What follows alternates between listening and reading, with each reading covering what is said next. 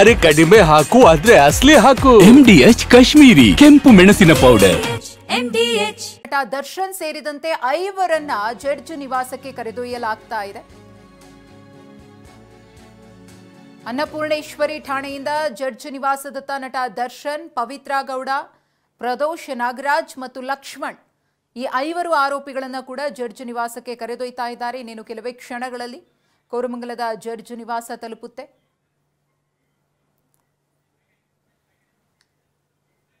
ಕಾದ್ ನೋಡಬೇಕು ಅದೆಲ್ಲ ಯಾವ ರೀತಿಯಾಗಿ ನ್ಯಾಯಾಧೀಶರ ಮುಂದೆ ಹಾಜರುಪಡಿಸಿ ಅಲ್ಲಿ ಒಂದಷ್ಟು ಪ್ರಕ್ರಿಯೆಗಳು ಏನಿರುತ್ತೋ ಕಾನೂನಾತ್ಮಕವಾಗಿ ಅದನ್ನೆಲ್ಲ ಪೂರ್ಣಗೊಳಿಸಿದ ನಂತರದಲ್ಲಿ ಮತ್ತೆ ಅವರನ್ನು ಪೊಲೀಸರು ವಶಕ್ಕೆ ಪಡೆದು ಪರಪ್ಪನ ಅಗ್ರಹಾರ ಜೈಲಿಗೆ ಕರೆದುಕೊಂಡು ಹೋಗುವ ಸಾಧ್ಯತೆಯೇ ದಟ್ಟವಾಗಿದೆ ಅಂತ ಹೇಳಲಾಗ್ತಾ ಇದೆ. ದೋಷಾರೋಪ ನಿಗದಿ ಪ್ರಕ್ರಿಯೆಯೂ ಕೂಡ ಇರುವುದರಿಂದ, ಟ್ರಯಲ್ ಕೂಡ ಇರುವುದರಿಂದ ದರ್ಶನ್ ಸೇರಿದಂತೆ ಎಲ್ಲ ಆರೋಪಿಗಳು ಬೆಂಗಳೂರಿನ ಪರಪ್ಪನ ಅಗ್ರಹಾರ ಜೈಲಿನಲ್ಲಿದ್ದರೆ ಕೋರ್ಟ್ಗೆ ಕರೆತರುವುದಕ್ಕೆ ಅಥವಾ ವಿಚಾರಣೆಗೆ ಅನುಕೂಲ ಆಗುತ್ತೆ ಅನ್ನೋ ಧಾಟಿಯಲ್ಲಿ ಎಲ್ಲರನ್ನೂ ಕೂಡ ಪರಪ್ಪನ ಅಗ್ರಹಾರ ಜೈಲಿನಲ್ಲೇ ಇರಿಸುವ ಸಾಧ್ಯತೆಗಳು ಇದೆ ಅನ್ನೋ ಮಾತುಗಳು ಕೇಳಿ ಬರ್ತಾ ಇದೆ. ಏನಾಗುತ್ತೆ ಅನ್ನೋದನ್ನ ಕಾದ್ ನೋಡೋಣ. ಸದ್ಯಕ್ಕಂತೂ ಮೆಡಿಕಲ್ ಟೆಸ್ಟ್ ಮುಗಿದ ಬಳಿಕ ಅನ್ನಪೂರ್ಣೇಶ್ವರಿ ನಗರ ಪೊಲೀಸ್ ಸ್ಟೇಷನ್ನಲ್ಲಿ ಮೆಡಿಕಲ್ ಟೆಸ್ಟ್ ಆದ ಬಳಿಕ ದರ್ಶನ್ ಸೇರಿದಂತೆ 5 ಆರೋಪಿಗಳನ್ನು ಜಡ್ಜ್ ನಿವಾಸದತ್ತ ಕರೆದೊಯ್ಯಲಾಗ್ತಾ ಇದೆ. ಒಂದು ಕಡೆ ಅವರ ಅಭಿಮಾನಿಗಳಿಗೆ ನೋವು, ಮತ್ತೊಂದು ಕಡೆ ಕುಟುಂಬದವರಿಗೆ ಆಗುವಂತಹ ನೋವು. ಅದು ದರ್ಶನೇ ಇರಲಿ ಅಥವಾ ಜಗದೀಶೇ ಇರಲಿ, ದರ್ಶನ್ ಸ್ಟಾರ್, ಜಗದೀಶ್ ಒಬ್ಬ ಸಾಮಾನ್ಯ ಅಭಿಮಾನಿ, ಆಗುವಂತಹ ನೋವು ಎಲ್ಲರಿಗೂ ಕೂಡ ಒಂದೇ.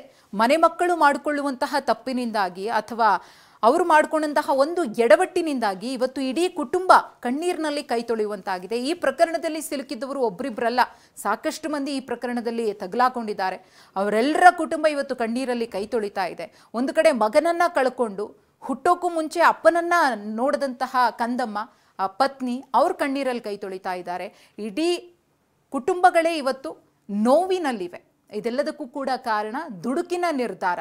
ಕೋಪದ ಕೈಗೆ ಬುದ್ಧಿಯನ್ನು ಕೊಟ್ಟರೆ ಏನಾಗುತ್ತೆ ಅನ್ನೋದಕ್ಕೆ ದರ್ಶನ್ ಬೆಸ್ಟ್ ಎಕ್ಸಾಂಪಲ್. ಅವರು ಕೋಪದಲ್ಲಿ ಆಡಿದಂತಹ ಮಾತುಗಳನ್ನು ಕೂಡ ಕೇಳಿದ್ದೀವಿ, ಕೋಪದಲ್ಲಿ ನಡ್ಕೊಂಡಂತಹ ರೀತಿಯನ್ನು ಕೂಡ ನೋಡಿದ್ದೀವಿ. ಆ ಕೋಪ ಅತಿರೇಕ ಆಗಿ ಒಂದು ಕೊಲೆಯನ್ನು ಮಾಡಿಸೋ ಲೆವೆಲ್ಗೆ ಹೋಗಿ ಇವತ್ತು ನಟ ದರ್ಶನ್ರನ್ನ ಜೈಲು ಸೇರುವಂತೆ ಮಾಡಿರುವುದು ದುರಾದೃಷ್ಟಕರ ಸಂಗತಿ. ರೇಣುಕಾ ಸ್ವಾಮಿಯನ್ನು ಕಿಡ್ನ್ಯಾಪ್ ಮಾಡಿ ಆತನನ್ನು ಹೊಡೆದು ಆತ ಸಾಯೋ ಲೆವೆಲ್ವರೆಗೆ ಹೋಗಿ ಅದಾದಮೇಲೆ ಪ್ರಕರಣಕ್ಕೂ ನನಗೂ ಸಂಬಂಧವೇ ಇಲ್ಲ ಅನ್ನೋ ರೀತಿಯಲ್ಲಿ ಶೂಟಿಂಗ್ನಲ್ಲಿ ಭಾಗಿಯಾಗಿ ಮೈಸೂರಿನಲ್ಲಿ ಪೊಲೀಸರ ಕೈಗೆ ತಗಲಾಕೊಂಡು ಅದಾದಮೇಲೆ ಜೈಲು ಪಾಲಾಗಿ ಪರಪ್ಪನ ಅಗ್ರಹಾರ ಜೈಲು ಸೇರಿದರೂ ಕೂಡ ನಾನೊಬ್ಬ ವ್ಯಕ್ತಿಯನ್ನು ಸಾಯಿಸಿದ್ದೀನಿ ಅಥವಾ ನನ್ನ ಗ್ಯಾಂಗ್ನಲ್ಲಿ ಇದ್ದವರು, ನನ್ನ ಅಭಿಮಾನಿಗಳು ಅಂತ ಬಂದವರು ನನ್ನ ಮಾತು ಕೇಳಿ ಆತನಿಗೆ ಹೊಡೆದು ಚಿತ್ರಹಿಂಸೆ ಕೊಟ್ಟು ನನ್ನ ಕಣ್ಣು ಮುಂದೆನೇ ಆತ ಪ್ರಾಣ ಬಿಟ್ಟ ಅನ್ನೋ ಕನಿಕರ ಅಥವಾ ಪಶ್ಚಾತ್ತಾಪ ಇಲ್ಲದೆ ಜೈಲಿನಲ್ಲಿ ಇದ್ದಾಗಲೇ ರಾಜಾತಿಥ್ಯವನ್ನು ಸ್ವೀಕರಿಸಿ ಅಲ್ಲಿದ್ದಂತಹ ಪುಡಿ ರೌಡಿಗಳ ಜೊತೆಗೆ ಸೇರಿಕೊಂಡು ಜೀವನವನ್ನ ಕಳ್ಕೊಂಡು ಐಷಾರಾಮಿ ಬದುಕ್ತಾ ಇದ್ದಂತಹ ನಟ ದರ್ಶನ್ನ ಬಳ್ಳಾರಿ ಜೈಲಿಗೆ ಶಿಫ್ಟ್ ಮಾಡಲಾಗುತ್ತೆ. ಅಲ್ಲಿ ಸ್ವಲ್ಪ ನರಕ ನೋಡಿರಬಹುದೇನೋ, ಯಾಕಂದ್ರೆ ಪರಪ್ಪನ ಅಗ್ರಹಾರ ಜೈಲಿನಲ್ಲಿ ಸಿಕ್ಕಂತಹ ರಾಜಾತಿಥ್ಯ ಆಗಲಿ, ಸ್ಪೆಷಲ್ ಟ್ರೀಟ್ಮೆಂಟ್ ಆಗಲಿ ಬಳ್ಳಾರಿ ಜೈಲಿನಲ್ಲಿ ನಟ ದರ್ಶನ್ಗೆ ಸಿಗಲಿಲ್ಲ. ಆಗಲೇ ನೋಡಿ ಬೆನ್ನು ನೋವು, ಅದು ಇದು ನೋವು ಎಲ್ಲ ದರ್ಶನ್ಗೆ ಜಾಸ್ತಿ ಆಗಿದ್ದು. ಅದರ ಒಂದು ಆಧಾರದ ಮೇರೆಗೆನೆ ನಟ ದರ್ಶನ್ರ ಹೆಲ್ತ್ ಚೆಕಪ್ ಅನ್ನು ಮಾಡಿಸಲಾಗುತ್ತೆ. ಅವ್ರಿಗೆ ಏನೇನು ವ್ಯವಸ್ಥೆಗಳು ಬೇಕೋ ಅದೆಲ್ಲವನ್ನ ಕೂಡ ಮಾಡಿಕೊಡ್ಲಾಗುತ್ತೆ. ಆದ್ರೆ ಈಗ ಮತ್ತೆ ಪರಪ್ಪನ ಅಗ್ರಹಾರ ಪಾಲಾಗ್ತಾರೆ ನಟ ದರ್ಶನ್ ಕೆಲವೇ ಹೊತ್ನಲ್ಲಿ. MDH ನ ಕಿಚನ್ ಕಿಂಗ್ ಕಿಚನ್ ಅಲ್ಲಿದ್ರೆ ನಾವು ಎಲ್ಲವನ್ನು ಮಾಡಬಹುದು. ಬೆಂಗನ್ಕ ಬರ್ತಾ, ಆಲೂ ಗೋಬಿ, ಭಿಂಡಿ ಮಸಾಲಾ, ಇನ್ನೂ ಬಹಳಷ್ಟು. MDH